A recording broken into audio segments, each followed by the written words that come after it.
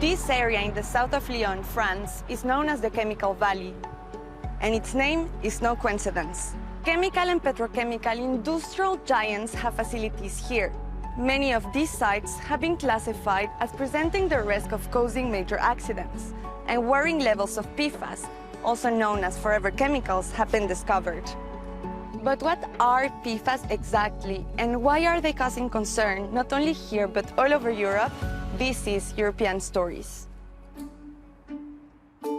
Per- and polyfluoroalkyl substances, or PFAS, are a group of thousands of synthetic chemicals, and they are everywhere. From rain jackets to pizza boxes, to guitar strings, waterproof makeup, and even dental floss. PFAS are also used to produce technologies that are key for the green and digital transitions, such as semiconductors, electric car batteries, and even wind turbines. They are highly resistant and very good at repelling water, grease, and oil. But what makes them so useful also makes them potentially harmful. They are called forever chemicals because they don't naturally break down in the environment. Today, they can be found in water, soil, animal feed, and even in our blood.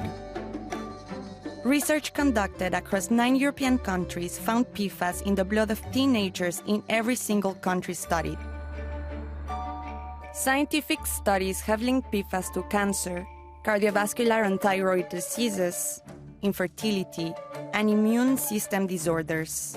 Most technologies for PFAS treatment used today only serve to remove them from water, and they are expensive. Currently, only a few PFAS are banned in the European Union, but this could change. In 2023, 5 European countries proposed restricting PFAS under REACH, the European Union's chemical regulation. The European Chemicals Agency is now evaluating the proposal. It will then share its opinions with the European Commission, which, together with member states, will decide on the restriction.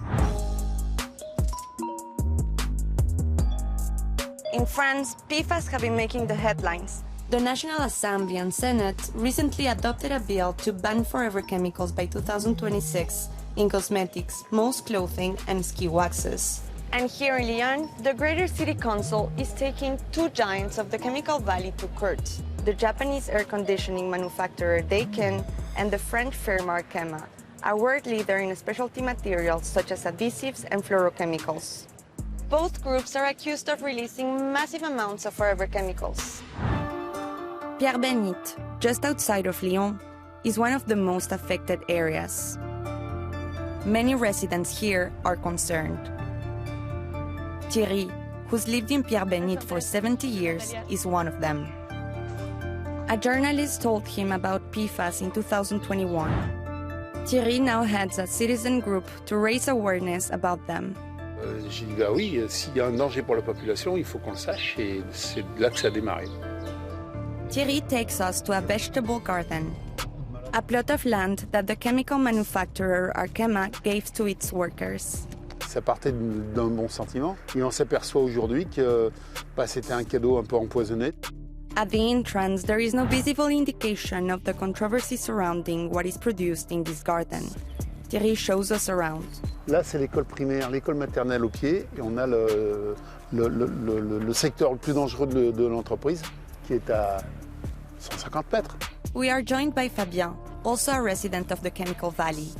In his commune, Saint-Symphorien-d'Ozon, high levels of PFAS were found in drinking water.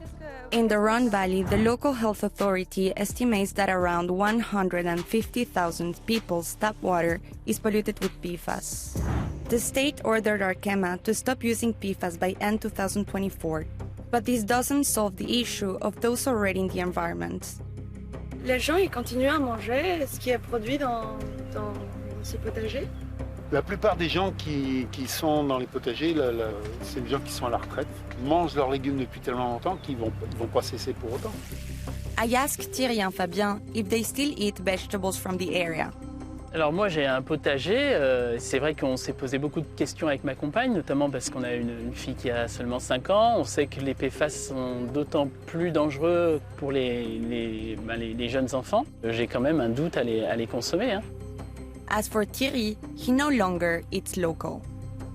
J'avais quelques fraisiers pour mes petits-enfants dans un grand bac dans mon jardinet. Et j'ai enlevé les fraisiers, j'ai mis des tulipes. Parce que je ne veux plus que mes petits-enfants mangent les fraisiers qui ont poussé à Pierre-Bénite.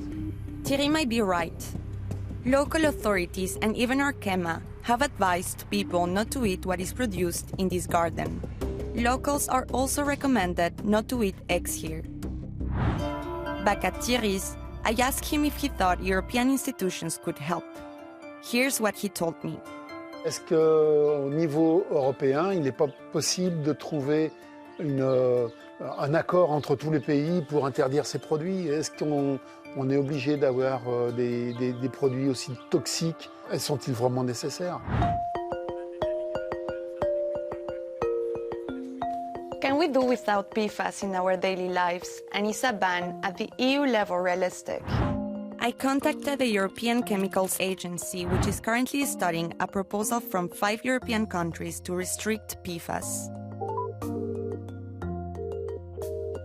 We have 2 independent scientific committees, and they will evaluate this proposal that we have received from the 5 countries. So that's Germany, the Netherlands, Sweden, Denmark, and Norway. And they have proposed a ban with use-specific and time-limited derogations. That means that derogations are proposed for uses where PFAS-free alternatives are not yet available or suitable, or where the societal impacts are significant.